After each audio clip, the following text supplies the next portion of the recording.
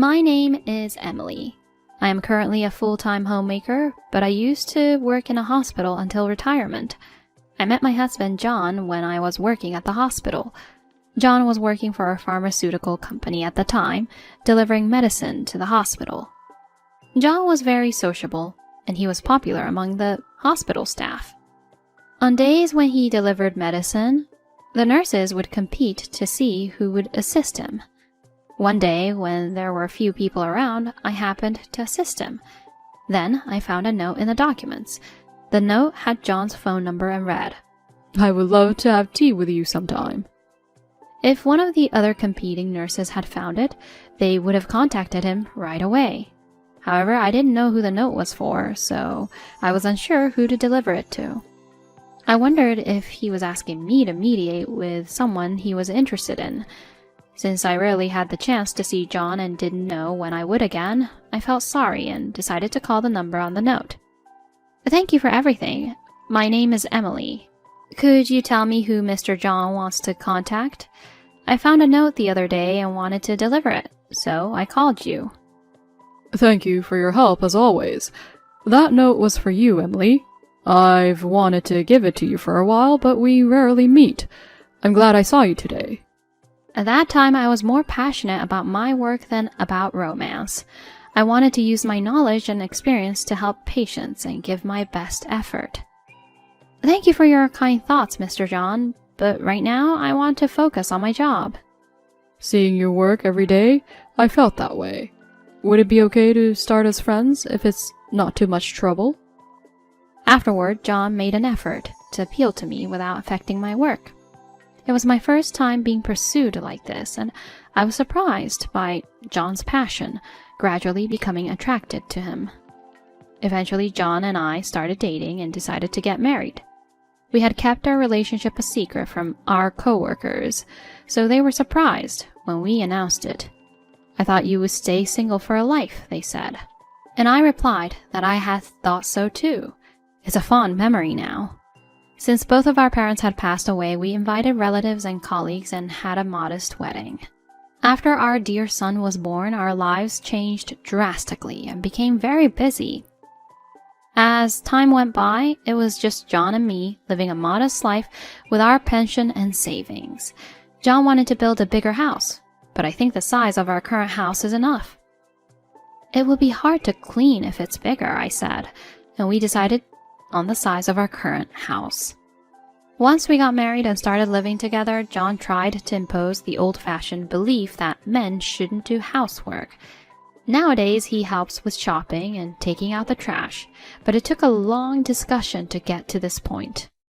It took a long time just to get him to help with the trash, and I never thought that the peaceful life we finally achieved would be shaken by a trivial matter. I believed that these calm days would last forever. As a parent, I thought my son Mike's marriage would be a milestone in life. Watching him grow up, becoming an adult, getting a job and marrying, I felt I had done my duty as a parent. Mike's partner, Julia, is a bright woman with strong opinions, a perfect match for him. I was grateful when Julia joined our family. I decided to quietly support and observe their new start without interfering. Mike and his wife Julia, who lived in a nearby apartment, used to visit our house often until Mike's job required him to live away. Julia wanted to learn cooking, and I got so involved in teaching her everything. Before I knew it, we had gone way over the planned time. Maybe it was a nuisance for the young couple. I thought I should apologize the next time they visited. Then one day Mike came to me with a serious face to talk, and I braced myself for something unexpected. I thought maybe they were upset. It would be sad if they wanted to cut ties and move out. While suppressing my feelings, I tried to keep a calm face and asked, "What's wrong? Are you worried about something?" No. Julia is pregnant. "Oh, congratulations." I had been expecting bad news, so my heart leaped with joy when I heard the announcement. Under normal circumstances, Julia would have been taken care of at her parents' house until the birth, but it seems she has no relatives. Even so, living alone while pregnant is worrisome, and finding an obstetrician at Mike's new job location would be difficult. Julia wished to give birth at a nearby hospital, so she asked if they could live with us for a while, and I immediately said, of course. I was as happy about Julia's pregnancy as I was when Mike got married. What mother wouldn't rejoice at the news of her son having a child? I was certainly filled with joy. I remembered how, when I was pregnant with Mike, I had no relatives and was very grateful for the help of John's relatives. I decided to be as supportive as possible to make Julia's stay comfortable. After living together for a month, I thought Julia was comfortable, even if it's strange to say so myself. I prepared balanced meals and helped her with household chores within her limits as a form of exercise. Yet amidst our life together, there was one concern. John and Julia were unusually close. They were so intimate that I sometimes wondered if something was going on. I had no concrete evidence, but some moments made me suspicious. As a result, there was tension between Julia and me. Julia seemed annoyed by my presence, trying to follow her doctor's advice, and would go out for walks, secretly buying and eating sweets. When I found a lot of candy wrappers in Julia's room, I thought it wasn't good for her and decided to talk about it. Julia, did you buy all this and eat it yourself? Is my cooking not enough for you? Yes, it's a bit too little and the taste is too bland for me. I'm pregnant, so I thought I should eat for two. Eat for two, huh? That's an old-fashioned idea. Nowadays, rapid weight gain during pregnancy can increase risks during childbirth, you know. Yes, I get it. I understand. I won't do it anymore. Is that okay now? Since I also lost my parents early, I understand how Julia feels. Being without relatives is lonely, but it also means living without nagging and doing things my way. Probably, I am an unwelcome presence to Julia. After that, Julia and I had several clashes. Not all issues could be overlooked. For example, when Julia complained that her doctor advised her she was gaining too much weight, I reduced one side dish from her meals. What? You're reducing it again? It's already too little. Yes, I am, but I've added more ingredients to the soup. You might think you're being considerate, but isn't this like mistreatment? I want to let her eat whatever she likes, but I must be strict for the health of mother and child. I knew constant restrictions could be stressful, so I tried to create satisfying meals, even in small quantities. The flavor might be lighter, but I made efforts like making rich stock or using soy meat. I realized these efforts were in vain when I came back from shopping one day. Something felt different as I went to the bedroom, and I noticed my duvet was missing. Searching for it, I found it thrown in the garden. The duvet had absorbed the muddy rainwater from yesterday, looking miserable. As I stood dumbfounded, John and Julia came near, laughing. Even someone as insensitive as me could guess who did it by their behavior, but I had no idea why they would do such a thing. John? Julia? What's this about? What's going on? Don't you understand? A pension-eating parasite like you should just sleep in the garden, right? What kind of talk is that? There's a limit to joking. I'm telling the truth. It's only because your husband worked hard that you got a pension, right? And yet here you are, an old woman doing nothing at home, acting all high and mighty. Isn't it funny, bullying your son's young wife? You must be having a great time. A terrible old lady like you deserves to be thrown out of the house, right? As Julia said this, she leaned against John, who also showed a not-so-displeased smile. So, you were enjoying bullying your daughter-in-law? Pathetic. If you can't accept it, leave. Hearing those cold words from the man I had loved, I wondered if he was the husband I knew. Shocked, I realized there was no one in this house on my side. I decided to protect myself. Understood. I packed my essentials and a few clothes into a bag and the rest into a cardboard box. Then I loaded everything into my car's trunk and left the house. I lived in a hotel while searching for a new place. 2 weeks into my hotel stay, John sent a message asking if I had reflected on my actions, but I ignored it. I ignored all calls.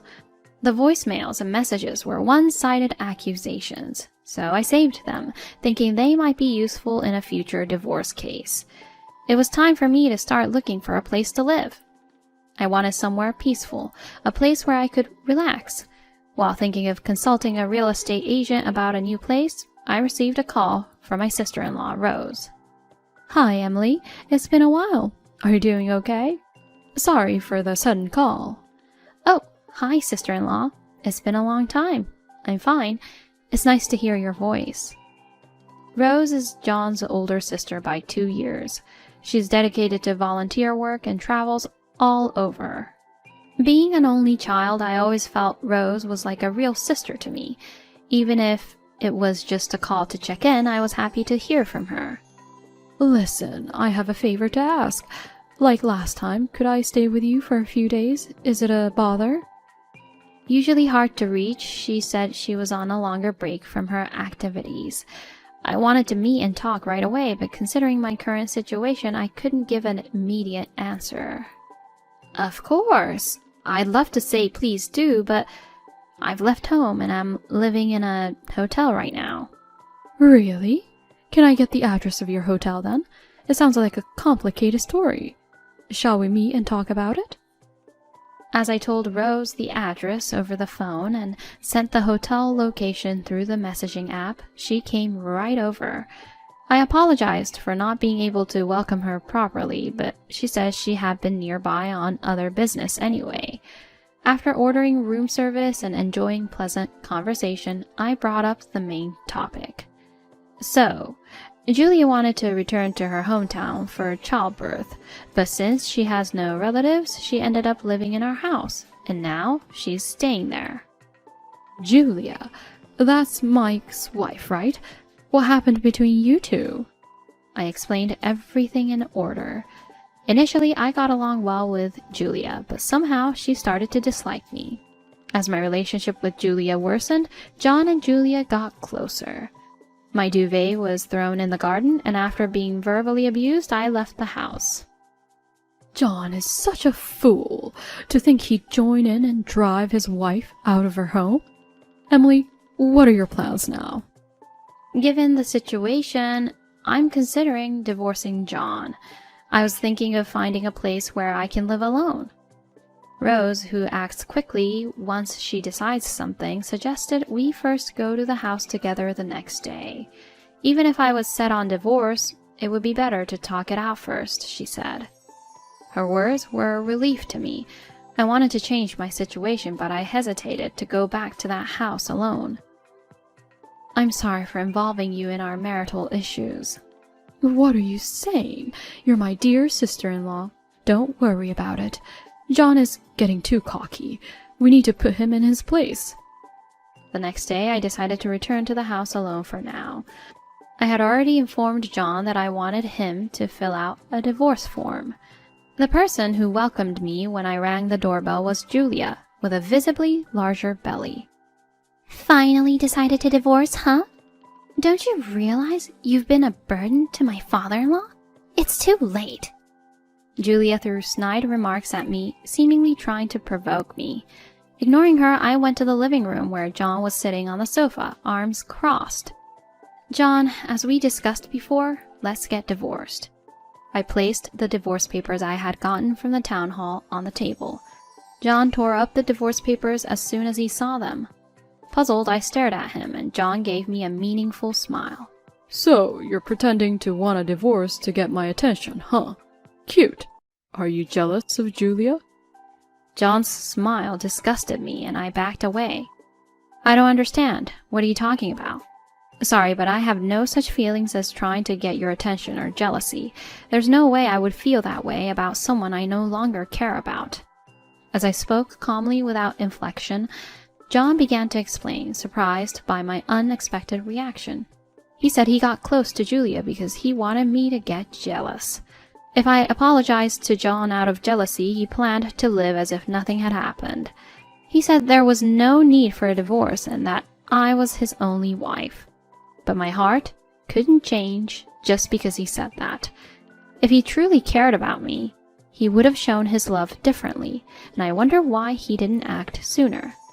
My heart has already drifted away from John. It's too late, even if he's kind to me now. Wait, please. I'm sorry, but my decision hasn't changed. I want a divorce. Lucky you, father-in-law. She's been whining about wanting to leave you all this time, right? Julia, can you be quiet for now? Emily, just to confirm, do you want a divorce? Are you stupid? Emily isn't someone who jokes about such things. After all these years together, what have you been seeing in her? Why is my sister here? As I was about to confirm with yes to John's question, Rose entered the living room using the key I had given her. John was stunned, and Julia, who knew of her by name but likely seeing her for the first time, looked bewildered. Are you my father-in-law's sister? I'm so sorry I haven't greeted you yet. Nice to meet you. I'm Julia, Mike's wife. Oh, how polite of you. Nice to meet you too. So you're the person who bullied and drove out my dear sister-in-law? Rose, who had been listening in the hallway, wasn't smiling with her eyes.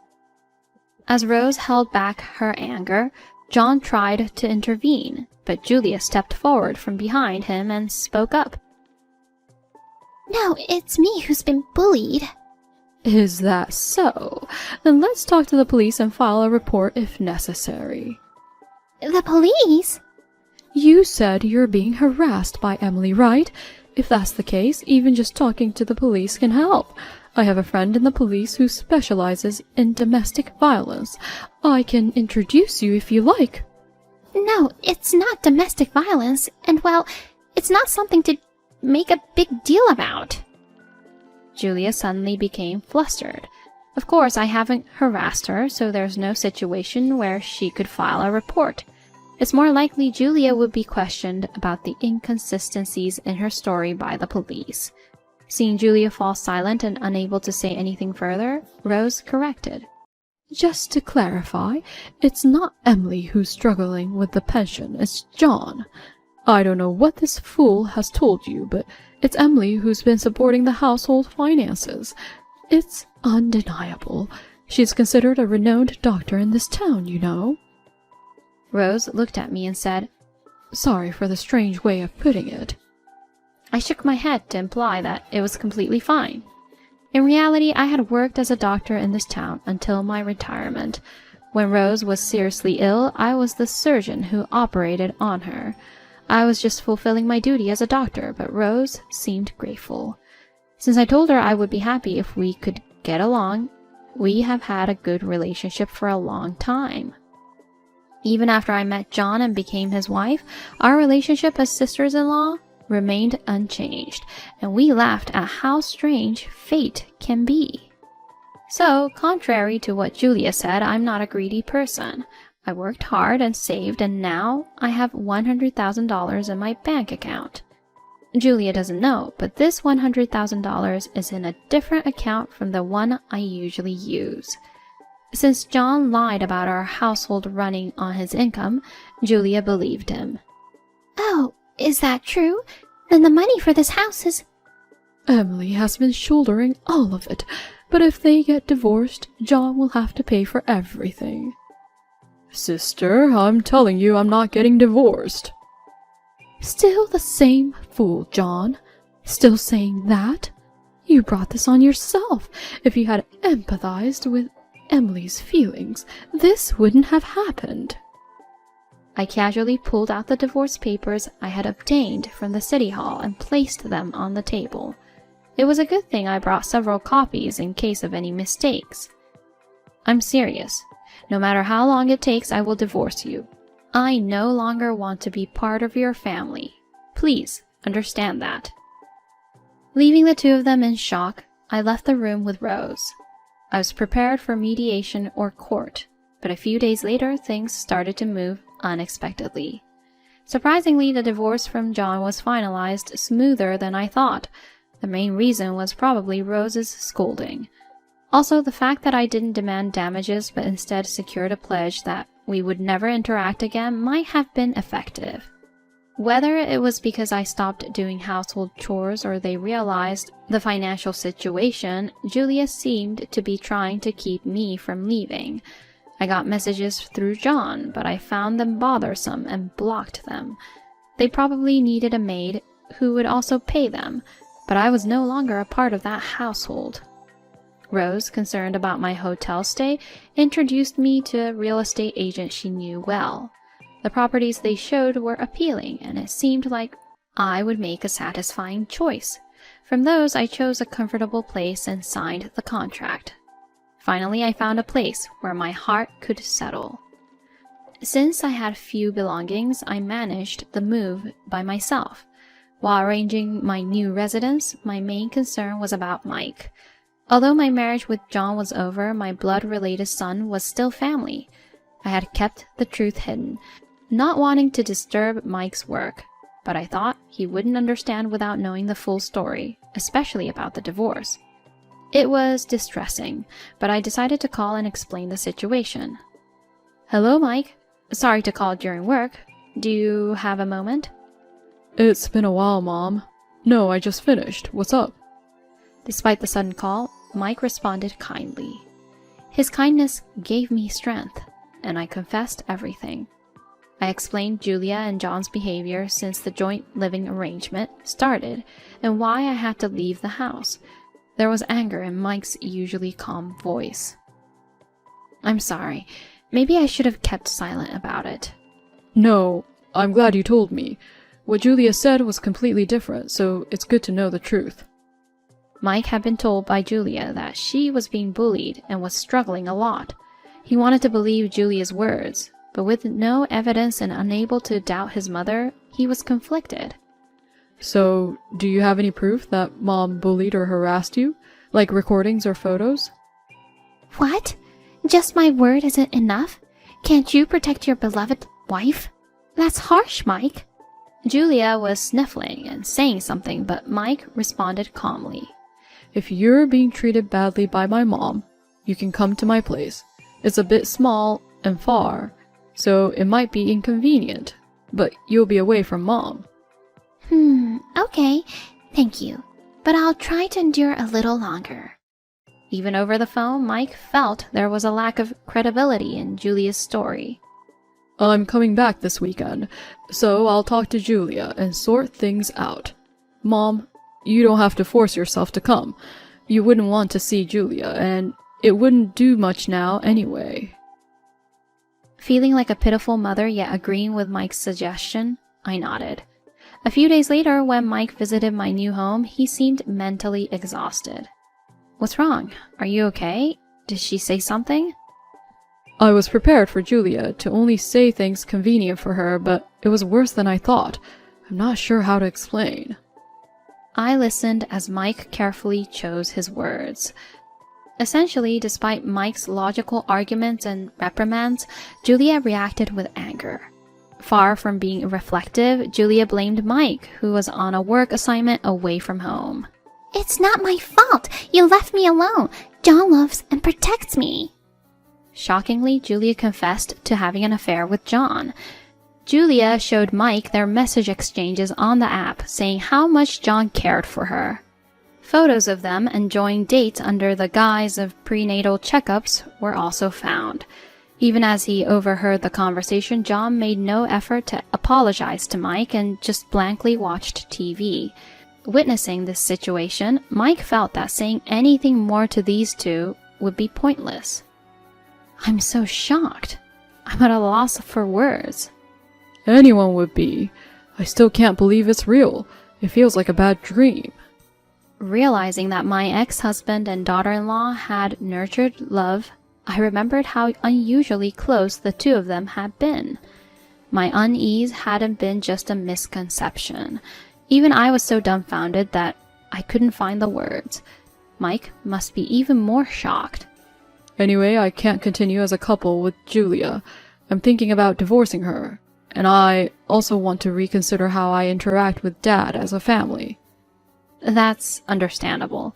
I respect your decision, Mike. I'll help with anything, so feel free to talk to me anytime. Thanks, Mom. I'll take care of it. Julia thought Mike would apologize and they could restart as a couple. However, she was taken aback when Mike brought the divorce papers and reacted irrationally with complaints and accusations. Ultimately, they decided to discuss it through a lawyer. The evidence was ample, as I had kept a detailed diary of their behavior while Mike was away. Thanks to a capable lawyer, the divorce was finalized, with Julia being found responsible.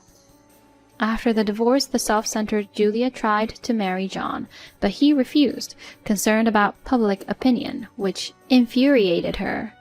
Julia left the house once, but couldn't stand living frugally alone, having gotten used to a lavish lifestyle. Consequently, they awkwardly continued living together in the large house. Meanwhile, Mike and I started moving forward in our lives.